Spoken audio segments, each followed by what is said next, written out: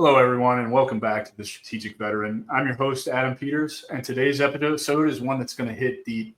For anyone who's ever felt the weight of transition or the silence that comes after service, our guest, Adrian Massey, shows what it means to put everything on the line for mission, for survival, and ultimately for the self. A retired lieutenant colonel, Adrian spent his military life not just in command, but in the trenches. Paratrooper, signal, support, every role still squarely in the fight. It wasn't just duty that brought him to the Army, it was survival. And now, 2.5 years out, he's giving voice to those raw, unfiltered experiences with the thoughtfulness only time can offer. Adrian's not just reflecting, he's rebuilding. As a current master's in social work student, he's leaning into healing, growth, and helping others find their way to solid ground. His transition, let's just say it was anything but smooth, messy, painful, and real. But like every step he took in uniform, Adrian's journey forward is deliberate and driven by purpose, the kind that could very well save another life. We're going to touch on those pivotal moments that shaped him, the challenges that almost broke him, and the mission he's now embracing with equal resolve. Adrian's here to talk truth, so let's get into it. Adrian, welcome to the show.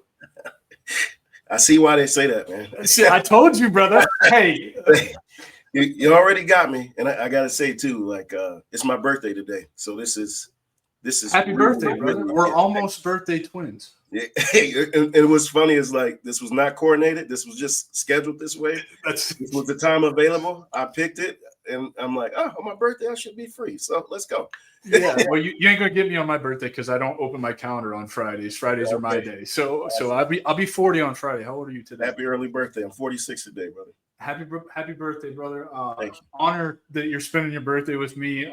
This is great. So let's dive into it, brother, because I think you got some incredible value to provide to our brothers and sisters. And I think your insights are really, man, they're going to open some eyes. So where did you grow up and why did you join the military? Yeah, I'm originally from Detroit, Michigan, born and raised in the whole of Metro Detroit area as 8 Mile. Spent some time there too. Spent some time there too. My father's from Memphis originally, and so they made that great migration, like many Black folks did, working in the in the Midwest, looking for jobs and all the things, and that's what shaped me. I mean, and growing up there, you got to think. I'm 46 today, so born in '79. I mean, I'm growing up in the '80s and early '90s there, so it's the height and thick of the crack era, right? And Inkster, Michigan, Detroit, Michigan.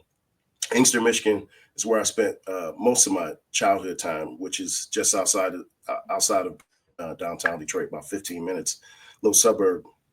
The history of that, it was a city that was originally put together by Henry Ford, believe it or not, and it was originally called Ink Spot. That's the history of it, right? And so representing the Black folks there, the Black workers, all that stuff carved out. He worked with city council. And so we got a great, strong history, but one of grit, hard work, filled with the Detroit spirit. And it's electrifying. And I think we grow some beautiful, strong, tough ass people. I'm proud to be from that place. Yeah. I've never been to Detroit. I hear it's, after the audio industry left, obviously, right? It just kind of fell apart. I have family up in Michigan. I don't know where, somewhere close to Detroit. I've just never been up there. So, that's interesting. So what was it that actually inspired you to join the military? You come from a military family? So, yeah. So my mom comes from 9 brothers and sisters. That's too many. Right? It's too many. Look, one grandparent lived on this street. Other lived on this street. Of course. Ride my bicycle right, Yeah. between the 2 grandparents, right? So it was legit like a village as a kid. And my dad coming from 15 brothers and sisters. What? Out of both families, more than half of the siblings had served at some point in the military. So you were around it. You were exposed to it. You got it. I mean, generationally, and go to family reunions. My family puts together these real elaborate family reunion history books of family members, and they always do this dedication page. I was happy to make the highlight reel as a young officer back in the day.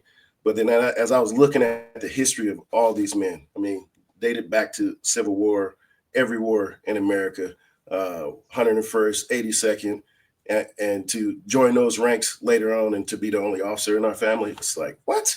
I didn't know what the hell I was doing. So I didn't know I became an officer. That happened by accident. We'll get into that. That's my next question. Is Yeah. did you know you wanted to be an officer, or did you have a mentor kind of push you in that direction? Did you get a scholarship to go to college, and while you were in college you got turned on to it? How did that work out? So I'll give the Reader's Digest version of this, because this is kind of a book in itself, quite frankly. So I met my mentor as a teenager. His name William Gray. Super close to me now. He's 30 years my senior.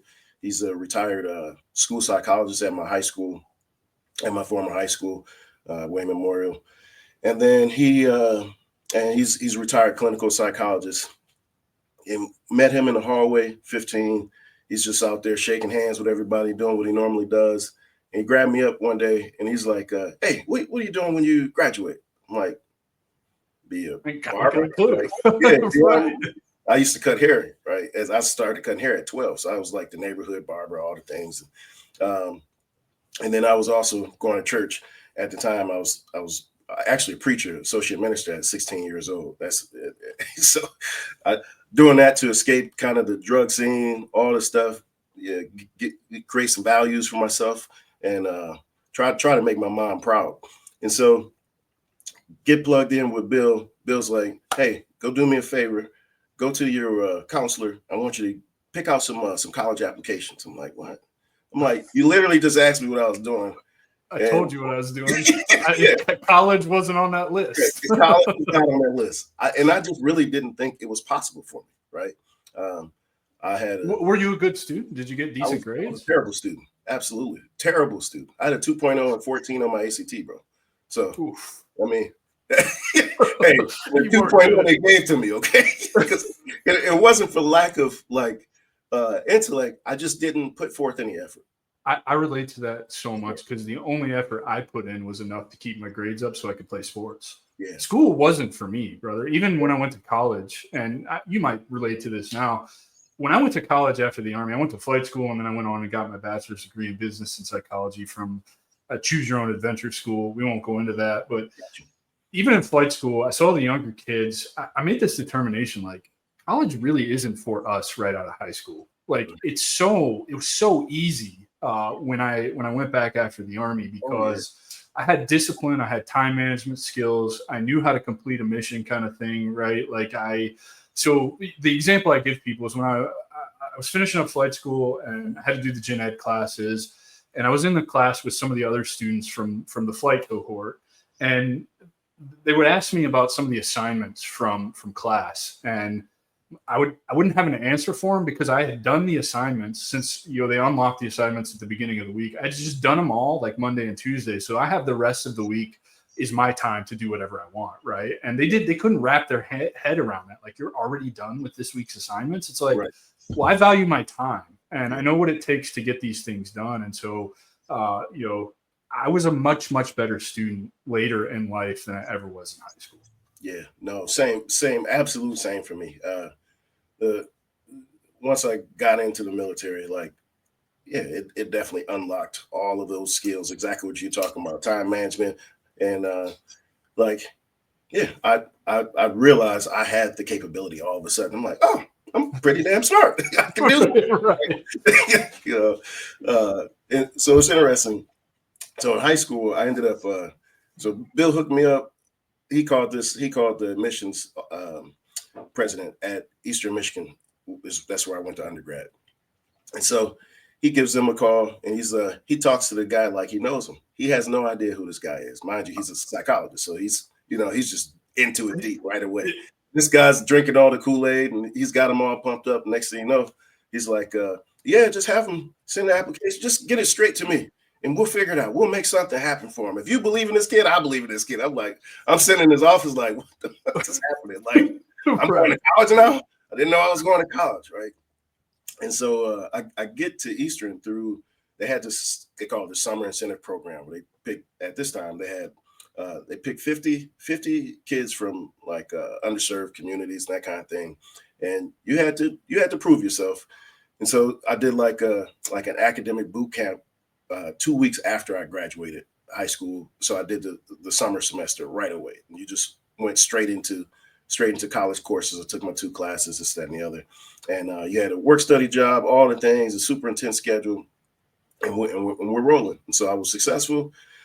You got exposed to like everything on campus, student government, all the resources available. And those were the things that gave me the skills to survive in that place, right? And so I knocked that out. Then midway through, my work study job was I worked admin, the desk at the study abroad office. And so my mentor then, who was my boss there, she's walking past me every day and she's like, "Hey, you idiot." I was like, "Why are you calling me names?" Like I'm just, putting together some documents and all this thing. She's like, "Not once, you've been here for a year, not once have you talked about even expressed any desire to study abroad. You know you can do this, right?" I'm like, "What?" And so I studied. So you really didn't know? It didn't cross your mind? Not at all. That'd have been the first thing that crossed my mind when I got that work study job. But I'm built like that. That's my whole goal in life is to collect stamps and a passport. So I would have been all over that opportunity, right? And coming from where I'm coming from, of course. So I'm like, none of these things, they're not available for guys that look like me. Get out of here, right? And there were literally no examples. I was like one of the first Black students in that study abroad program at a history of it to go forward and do this. So I studied in the Netherlands at the University of Groningen, which was it awesome? Yeah, 19 years old, man, flying business class to because I knew somebody that worked at the airport and went to my church. They hook up my ticket. I got my 2 duffel bags in 19 and land in freaking Amsterdam. Take the train, finagle my way over to the University of Groningen. At that time, no cell phones. I got, an index card with an address in there and some documents shoved in my backpack. Like, I love it, dude. Just trying to figure life out, right? Trial by fire. You're going to figure this shit out. Yes. And so this is before anything military, right? Mm-hmm. So I come back and I sit down with my financial aid advisor. I'm stone cold out of money. And they're like, "Hey, you got to come up with $3,500, quit school or whatever. If you want to register for classes, sir, you got to figure something out." I'm like, "Fuck." So, enter ROTC. Yes. Wait. Yep. And so I go to my dorm room. I'm like stressed out. And this is the same week. I get a trifold in my little square mailbox in the dorms. I open that thing up. I read all this stuff about ROTC. Never heard of ROTC. But you were plugged into all the resources on campus and you just never saw the ROTC program? Never saw it. Didn't even think about those guys. Nothing. Completely aloof, right? And so, which to me, like, was one of my greatest benefits is not knowing. Like, ignorance really is bliss. There's some success to me that can be had with lack of information, right? Because then I didn't set up those traps, those mental traps for myself. Like, I'm just jumping in head first, like, okay, I feel physically fit. Let me try that. Let me try that. Let's go, And so it turned out to be, I joined ROTC, next thing you know, and one summer I did, because I went to see a recruiter to enlist first. That math didn't work out because they were like, "You got to go basic training this summer. You come back, you'll do school, and then next summer you'll do AIT." And I'm like, that doesn't work for me because I'm like, I still got to pay for school, and nowhere in there are you talking about giving me $3,500 to pay for school. I'm like, so go to basic training, hang out for a year, and then go to AIT. Like, it doesn't make sense. Like, so I ended up. I opened up that trifold, contacted this major in our ROTC program. We talked for like 3 hours. I left there all jazzed up. 2 weeks later, I signed paperwork. I was up out of there. Boom. Went to advanced camp. To a little basic camp at Fort Knox, and the rest is history, man. So did you end up on an ROTC scholarship to finish college? Yep. So I did that my last 2 years, and then I commissioned.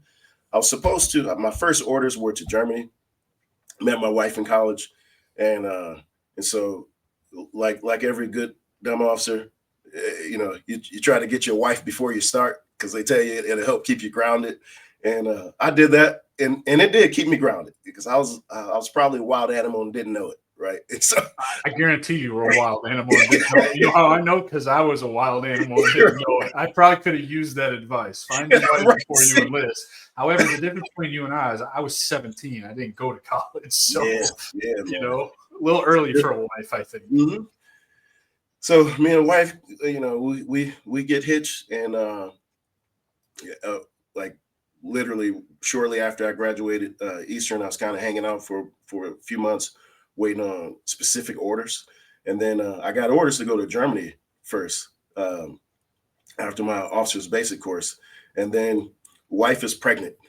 Oh no! All of a sudden, you know, I get my orders. She's like, "I'm pregnant." I'm like, she's like, "I'm not having a baby in Germany." I'm like, oh my God. I'm like, I just left Europe as a student, like, and the Army wants to pay me to live in Europe because I get it now. I'm like, I can't turn down this opportunity. And she's crying. I'm like, okay, I figured out. So of course, you know how the perception of branch was at the time, right? So I'm reaching back out, and I'm like, okay, reach out to the assignments manager. I'm like, hey, sir, got a family situation, blah, blah, trying to break it down, hemming and hawing about everything. He's like, well, only place I got for you is Fort Bragg. So, yeah, I'm like, okay.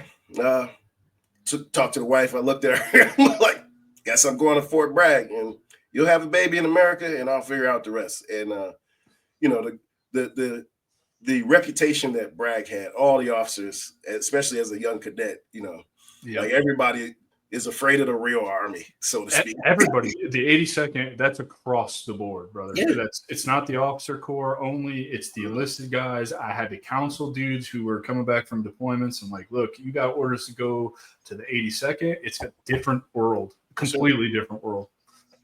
Yeah, and it turned out for me, like, I'm so grateful that all of that happened, and I wouldn't change a thing. Like, I feel like starting off as a young officer to be a second lieutenant at Bragg, like, man, it was horrific. I went through some really brutal personal things there. I touch on one thing. I won't get too deep into it. It still stirs me up to this day. I was accused of attempted rape by a fellow lieutenant. I was taking over her platoon, and hadn't touched her, nothing even remotely close to that whatsoever. But she was going through some personal stuff. I just happened to be the right person to try to throw under the bus. I was new fodder, and I started. You got to imagine, second That's lieutenant. how your career as a second lieutenant starts, right? And at that time, I'm in 35th Sig, right? And so only airborne signal in the Army, and so that's a whole different beast already. And so, like, that was already really challenging, right? Being in a signal brigade, it's support. You think it'd be a little bit lighter? No, because they want to compete to keep up with the people that they support, which is 82nd, right? Yeah, the fucking infantry dudes ruin it for everybody, right? Yeah. And so, because the situation was what it was, the bosses there were like, "Hey, we got to do something. Like you're good, you're cleared, and but we got to send you down the street." I'm like, I don't even know what that means. So they said it's a 321 FA under 18th Field Artillery Brigade. Yeah.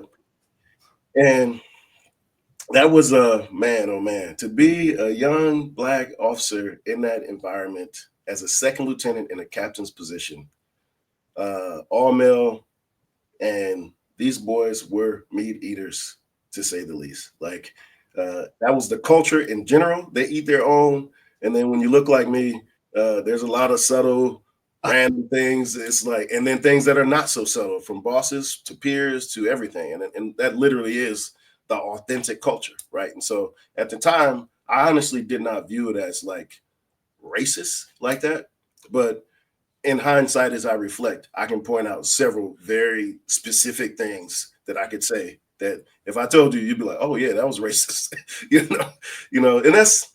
I mean, you're talking to an infantry guy, man. So I get what you're talking about. I was never like that. I was raised better than that, right? Yeah. Like, we don't, and I took that mentality into the Army with me, right? Particularly, I don't want to stir the pot, but like my first duty station was Fort Stewart, Georgia. I was actually a minority there. Yep. Like that's just truth. And so, I learned early on in my career, everybody wears green. We're all the same fucking color, man. Like, sure. And so, but I do understand what you're talking about, because it genuinely is a culture that we are all meat eaters in combat arms, particularly in the infantry or the field artillery or the Cav Scouts, right? Like yep. the front lines. There's just this mentality. It's just different. It's just a different culture altogether. And I hope that a lot of it was just kind of genuine, just rubbing each other and building, bonds or whatever. I'm not saying all of it was, but I would venture a guess that most of it was, kind of just the culture, right? And not like meant as a personal attack on you. I don't think. I think I generally agree. And then like I did have an exo that was just straight up, it's just who he is. The guy was raised. And look, man, doing this show over 120 episodes and having females on, that's another area, like the MST stuff. I didn't realize how rampant and out of control it was. Yes, and right, like I'm a white guy, so I don't have the same experience that you do. So my perspective on things is maybe a little skewed or different. And so, I'm not the best to speak on this. I just can give you my perspective from where I was, and I can listen to your perspective and from where you were. Yeah. That's, and I think that's how we solve the problem, is just listen to one another, right? Like have the conversation about it. It's a big deal. I also say too, like, I don't want it to get lost that like in no point in that did I feel like a victim either, because it's not who I am and where I'm raised and how I was raised. No, we were raised to be meat eaters, and we didn't take shit from anybody. Didn't matter who you are. It's like, particularly in Detroit, bro. You had to, just looking at the time you grew up, man. Like the crack epidemic going on, and the auto industry leaving, Detroit crumbling. Like, of course you were a meat eater. Yeah. So, I definitely lean back on the values instilled in me from church, from my community, from my family members, leaders in my family. And so like, it definitely helped me navigate those experiences. But, to be a brand new kid though, lieutenant, trying to figure out, having that identity crisis out the gate, I'm married, interracial couple at that, right? So that's with a child, right? With a shitty experience of taking over your first platoon. So I'm starting, trying. What was your actual branch? I was signal. So you were signal, and you ended up branch detailed to field artillery after the incident. Yep. So you're in a whole different world, because you don't know that world. Mm-hmm. Yeah. No, it was like a rude awakening when I got down there, right? Welcome to the Army, Massey. Yeah. It's funny because I just talked to it's a signal command sergeant major, retired now. He stayed in for eons, and but he was my first combo chief down there, and like, believe it or not, he never left, because that's just that environment, right? He was one of the only support guys to become a command sergeant major in 18th Airborne Corps. Like the only, like, he's a big black dude from Compton, right? So they pair me with him. And so I get there, I go to shake his hand. This is my first day in the unit. I'm like, hey, Sergeant, Lieutenant Massey. When I introduced myself, this guy just looked at my hands like, nah, bro, go back up there with them officers, get out the motor pool. He's like, once you go figure out how to be an officer, you can come down here and shake my hand. I'm like, what? I'm like, hell no, right? So I ate that for a minute, and I was like jarred. I'm like, what the fuck just happened? Like, And I went back, because I'm like, no way. I'm thinking to myself, if I let this happen, this punks me. Like, this sets the precedent for something I don't need. And so that was my first kind of like crucible moment, like outside of what I already explained, but like career progression crucible moment, right? Like leadership challenge. How do you get through that? And so I go back, I'm like, hey, Sergeant, while I hear you and I respect you, I ain't here to step on your toes. Either way, though, I'm the officer. It is what it is. You're my NCO. I'm expecting you to support me, and you're going to, whether you freaking like it or not. So I'm going to be where I want to be. Let's do it. I'll prove myself every day. and I expect you just to correct me and help me out. And like, we locked in like this, and I still talk to him to this day. And he just, man, he was a dynamic NCO, and he really taught me how to be like a strong officer, how to play the officer game, because it is a game, right? It is a game. Yeah. And I think I think that was a test. He's like, am I going to walk all over this dude, or is this dude going to, admit that he doesn't know what he doesn't know, but also admit that he's the one in charge, kind of thing, right? Like that is exactly what he was doing. And I respect your approach to that, man, because you saying I'm still the officer, but you're here to guide me and correct me and teach me what I don't know. I saw a lot as an NCO myself, and having a platoon myself. I saw a lot of officers come in, particularly West Pointers, who think that they're God's gift to everything, and they don't need to listen to a senior NCO that's in charge of this platoon or whatever. And that was always backwards to me, because you're an officer because you got a 4-year degree. I'm a fucking E6, almost E7 with fucking 50 months of combat time. What the fuck do you know that you were taught at West Point that I don't know from real life experience, kind of thing, right? Mm-hmm. So I always had a big problem with those officers who wanted to throw their weight around. It's like, man, I'll run circles around you and I can let you fail. Yeah. A good NCO writes your OER for you. And man, let me tell you, I can go ahead and make that OER ruin your career, really. I knew the game easily on that one. And I think even a lot of that, like, just again, going back to family, like in my family, we have this kind of like baked in hierarchy, mm-hmm. and like rank structure, kind of based on the age and seniority and experience. And so like, there's a certain amount of humility that you have to have for your elders and how you move and how you communicate. And so getting plugged in with him, for me, that was quite easy once I got over that initial, like, man, I got to build up some courage to look him in the face and say what I need to say and just be a man about it, right? I'm proud of you for that, brother. I'm proud of you for that.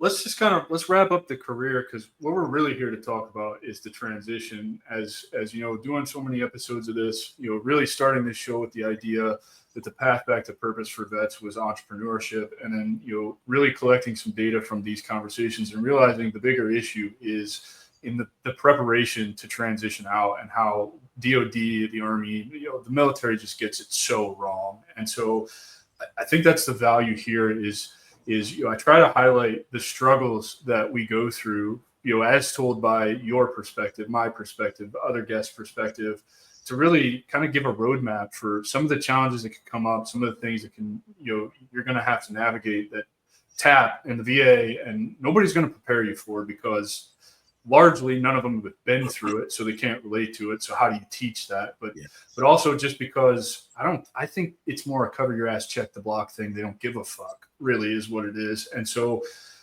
you made it all the way to lieutenant colonel. That's not an easy feat. That's an entire career, really. And I think, average for an infantry officer is like 18 years to make lieutenant colonel. And, you guys get to go all the way to 30 or whatever. What was the decision for you to hang it up? Did you not want to go any further, pursue full bird? I assume that you were probably hailed as a pretty good leader, climbing the ladder, doing that. I know I probably would have enjoyed you as a leader just through the conversation we've had to this point, and your demeanor and the way you talk and the way you talk about interacting with your first platoon sergeant and kind of the challenges you've been through. But what was that decision for you? Why decide to hang it up? Yeah, no, I think so. I appreciate you for giving me the time to kind of paint the picture of how I started.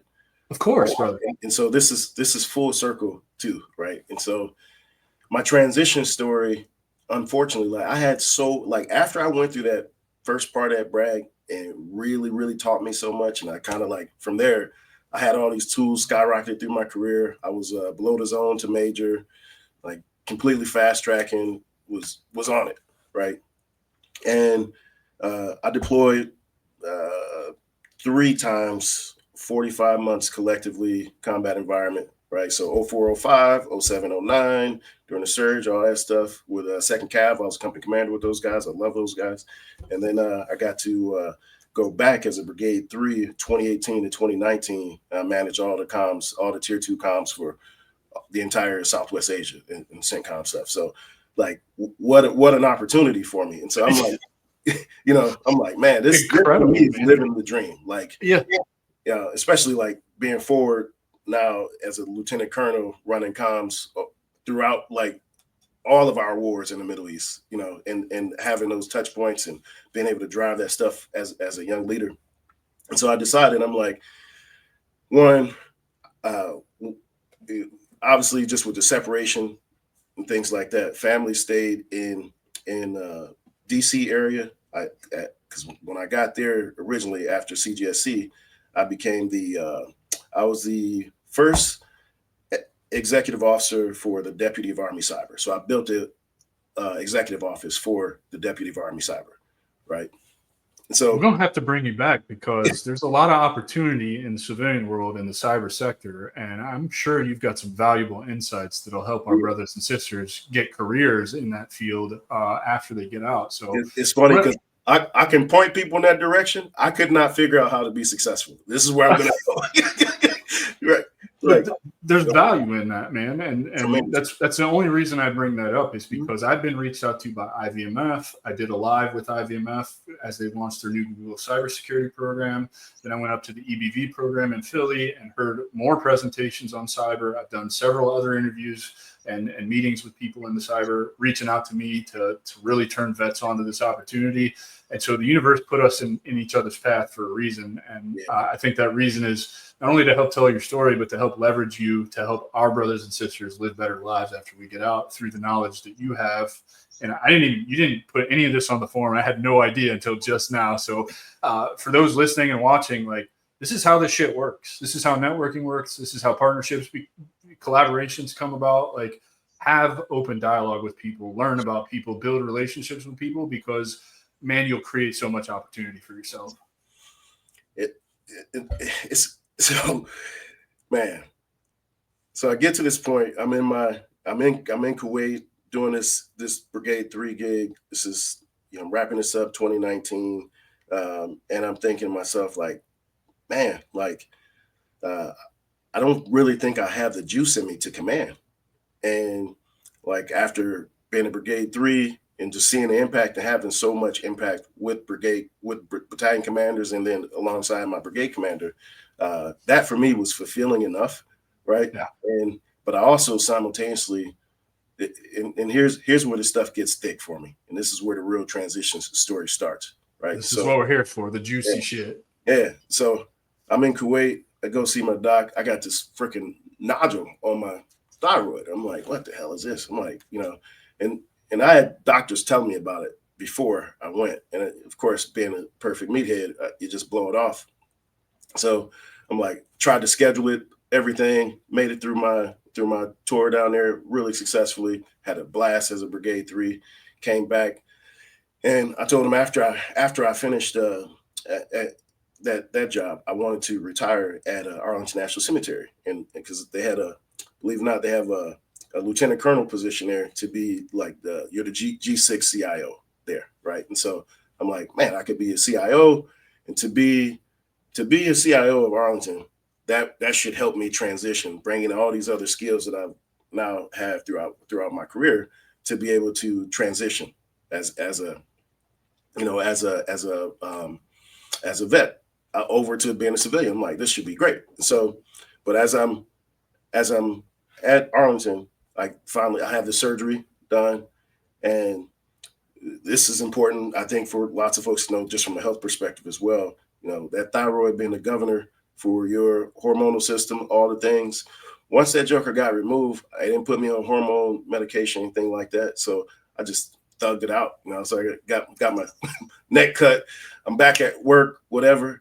The amount of mental health issues, like, I was already kind of seeing a therapist along the way for what I consider acute matters, and just to kind of keep me in a fight. And so I knew how to leverage therapy, and especially with my mentor being a retired clinical psychologist, right? And so I knew how to do that without having to impact my career. But then I had to make some hard decisions up front to know what I had the juice for still. And I just couldn't do it. And so I took my name out the hat for any other promotions, command, that kind of deal. And then I got this boss at Arlington, that's a whole nother horrific story, honestly. Kind of goes back to like how I started. And so Oh boy. get one of these bosses again. And here I got a racist targeter. And I'm like, No. what the fuck is happening? And so like I hadn't experienced this since I was since I was young lieutenant. In between, I mean, the second calf, men treated me great. I had a blast with them. That was legit merit. Simple as that. You work your ass off, you get freaking rewarded. You're a dog, okay, here you go. You get this position. It's just what it is. So I'm used to operating like that. And so full autonomy, I'm good at what I do. I'm confident of that. And like now I got this guy just a couple, not even 2 years older than me, you know, got ranked just one above me, talking to me like I'm literally like a brand new freaking second lieutenant or a young captain or something. I'm like, hey, like you didn't work your ass off to make lieutenant colonel. Like right. it's not an easy feat. No. I've seen some of the best infantry officers get stuck at major. Yes, it just is what it is, right? And Signal takes a lot of pride at like where they put people in key positions. You have to earn those positions. It is what it is. Relationships, you got to network, you got to know the bosses, all the things. Like you said earlier, it's a game, and you played it well. Yep. And so I'm like dealing with him. I'm struggling with this thyroid thing, and then like I started having all this, like real PTSD like symptoms. I'm starting to have like suicidal ideations. I am depressed. I can't freaking get out of bed. I'm trying to get to work, all this stuff. Like, and full transparency. And I got no issue saying this now because I'm a, next year I'll be a licensed clinical social worker. Once I finish up this MSW deal. So super stoked about that. And during that time, I ended up going through psychosis. Right. And so I got myself to the ER, spent 3 days there, went to a psych ward spent 2 weeks there. And then I volunteered for a dual diagnoses, 28-day program. Right. That was the first time I actually was able to work through my real shit, my combat shit, my real pain, childhood pain, all the pain. That's it, right? It's the childhood pain, man. It's one of the biggest things that is not talked about, that is not brought up. I found out through my ayahuasca experience that that's the trauma that I needed to deal with, that was holding me back, that was causing a lot of my problems, whereas I thought it was going to be the combat stuff. Turns out I was pretty okay with the combat stuff, most of it anyway, right? And so the childhood stuff, though, man, I get that 1,000% because there are large chunks of my childhood just completely missing from my noggin.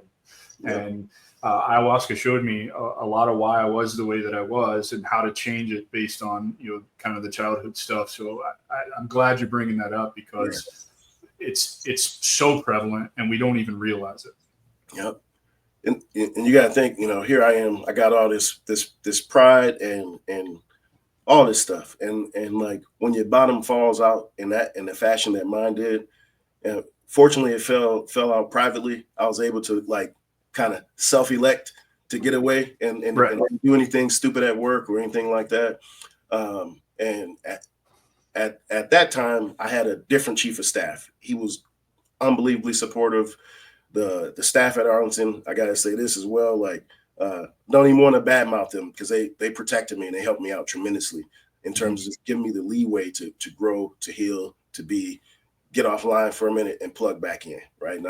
If every unit across the military would just take that approach, we would be such a better fighting force. God, would we? You talked about.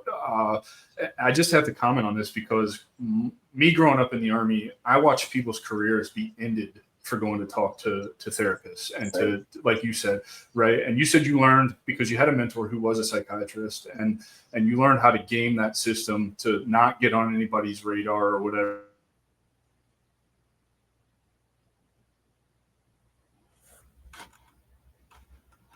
Lost you.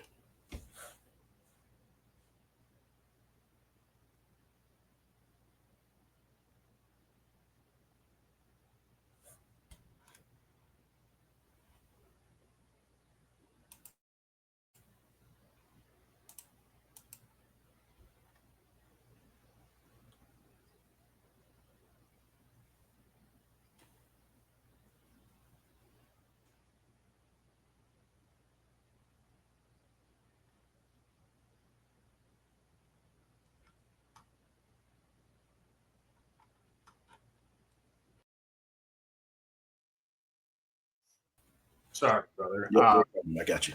We are having some serious issues today because my internet's fine. I just tried to open it on another browser and it clanked out too. So I'll be moving off of this platform for too long. But no, I was saying, like, a 17-year-old kid, sending him overseas to ask us to do what we do, particularly as infantry guys or field artillery guys, Cav Scouts, whatever, and then telling them it's not okay to go process and talk about that. Like, that's a huge detriment, man. And we were taught that it's weak. At least I was taught that it was weak.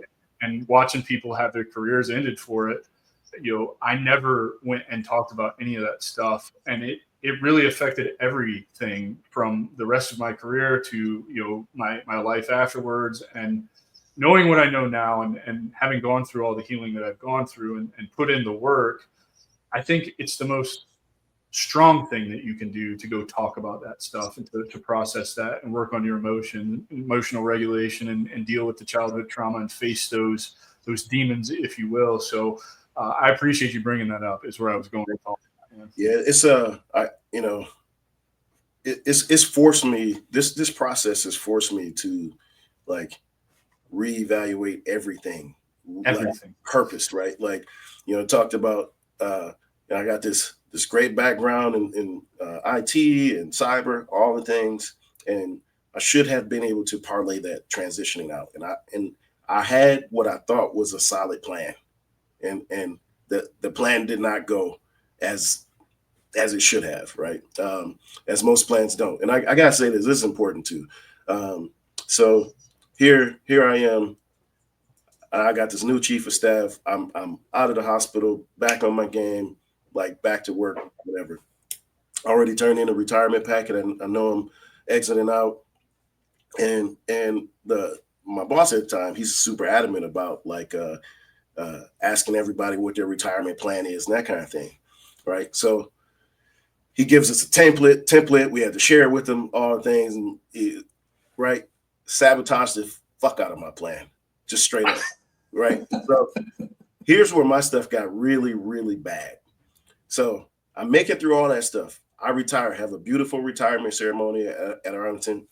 I'm far as I'm considered, I'm done with all of this, right? And I move to Louisville, Kentucky, get out of the DC area. I'm all set up. Use my orders for the Army to move me here. I'm like, man, feel relieved. I'm like done. Like, I got to get my final salute at the Tomb of the Unknown Soldier. This was like legendary for me stuff, right? And I'm like, this is such a blessing. And then I'm like, man, a couple weeks go by. I'm like, I need my DD-214. I've been asking about this, right?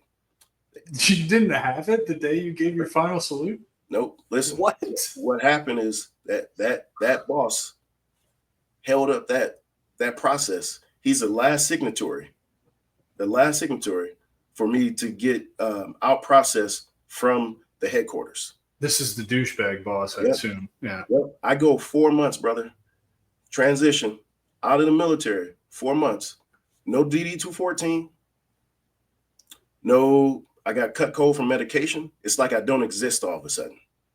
I'm calling. So they took you out of the systems they wanted to take you out of, but left you in the systems that they wanted to leave you in. So I understand what you're talking about, only because several years after I got out, I went and got CRSC. If you don't know about that, I need to do a whole episode on CRSC because there's a lot of guys that qualify for it that don't know about it. But part of that was they didn't take me out of the MyPay system. And in order to get, so it like holds up all kinds of, I'm sure that probably happened to you too. It was terrible. And so like, so much so, like, you got to think too, some of these medications, if you're on the SSRI and you get cut cold, like that's dangerous.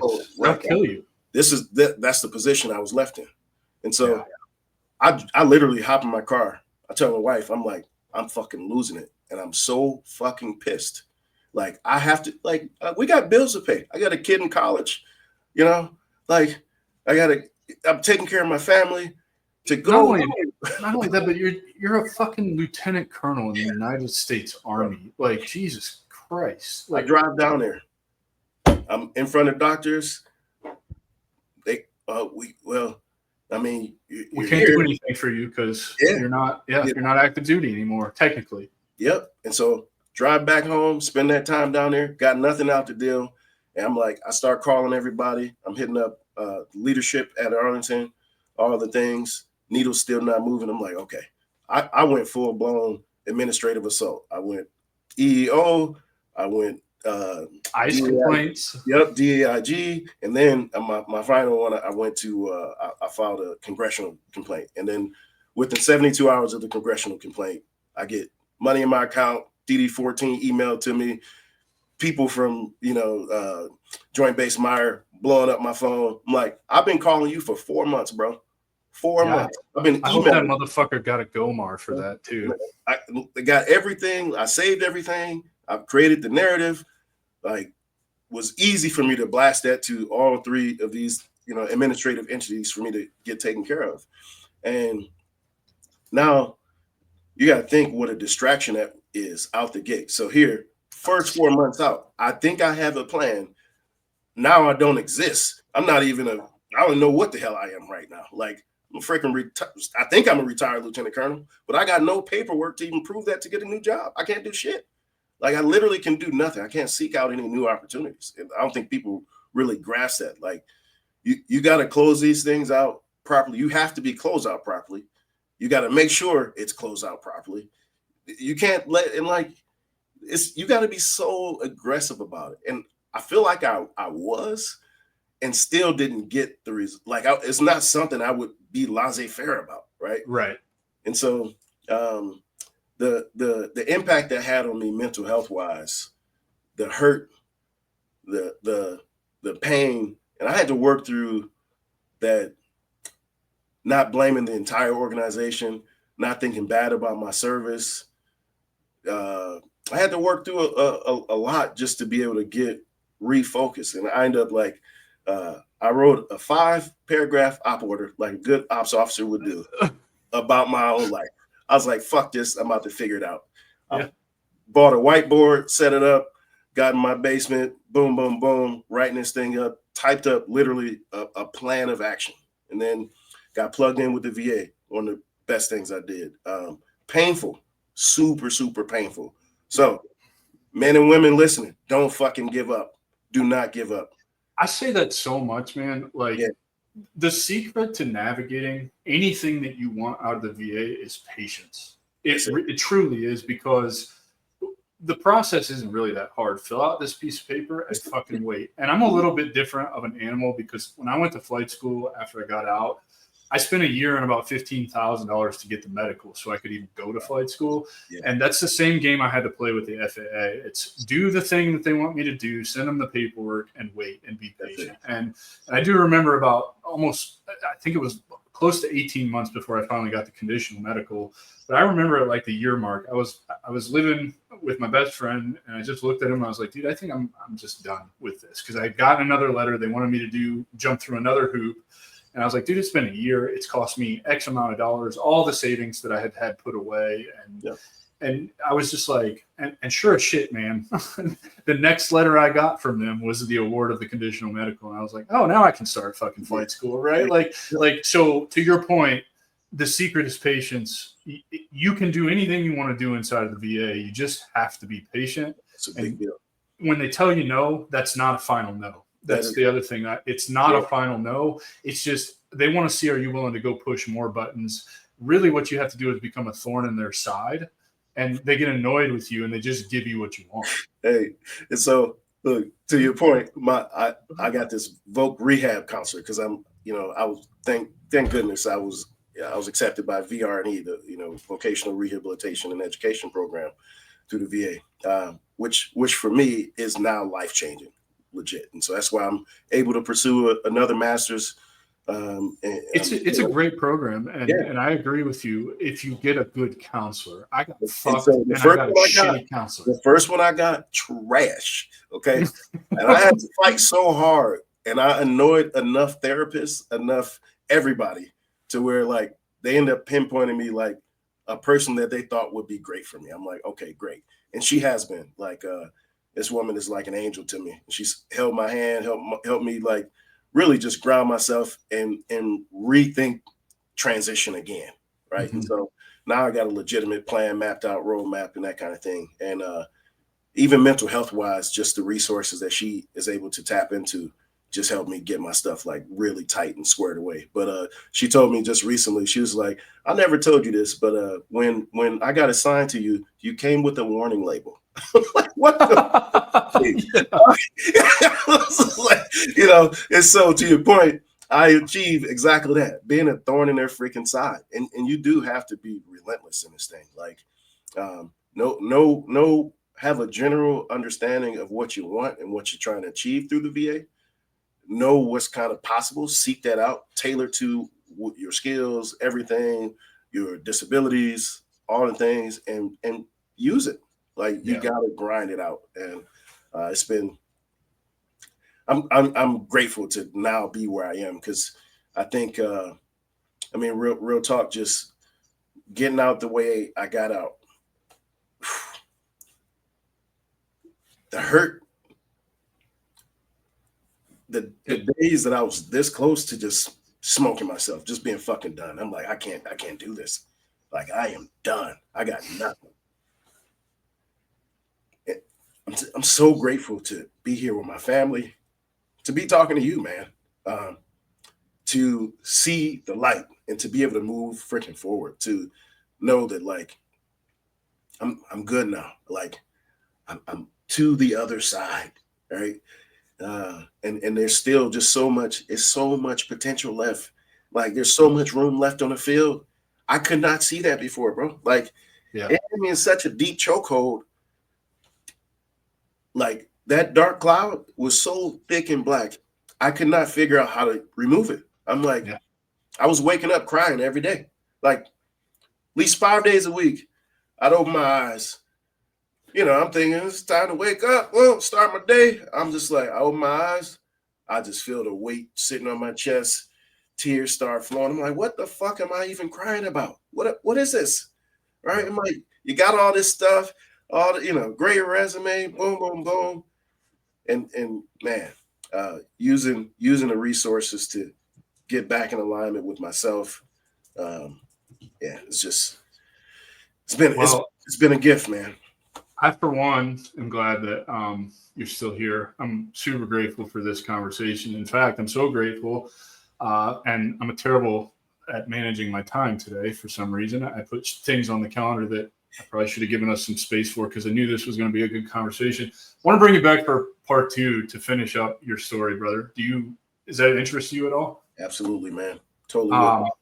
So, like I said, I'm terrible, and I'm going to leave this part in too, so that people can see that I'm not just somebody with a lot of followers on LinkedIn who has a podcast. I'm a human who makes mistakes as well. I'd like to bring you back here relatively soon. I'll shoot you an email after this. I've got to get to a client meeting for the AI company. There's a paycheck involved with this one, so let's get that check, brother. I'm sure you'd understand. But man, I really want to dive more into really your transition out, but from a lieutenant colonel's perspective, because here's the deal, man. I don't know if it's a misconception yet or not. I think it is kind of a misconception that, you know, lieutenant colonel and above kind of haven't made when they get out. And I do know the stereotype is, and it is true to an extent, you know, you work at the Pentagon or you hold a billet, you know, like a full bird colonel, you've networked with people in the contracting space and in those spaces. So you're walking into these consulting jobs that are paying ridiculous money because of who you know, not necessarily and you're a prime example of somebody that was not true for, and who went through the same struggle that I went through. I know what you're talking about. I've woke up every morning and that piano is on my fucking chest and I can't breathe and I don't want to get out of bed, and I don't know why, because that's not who I am as a person.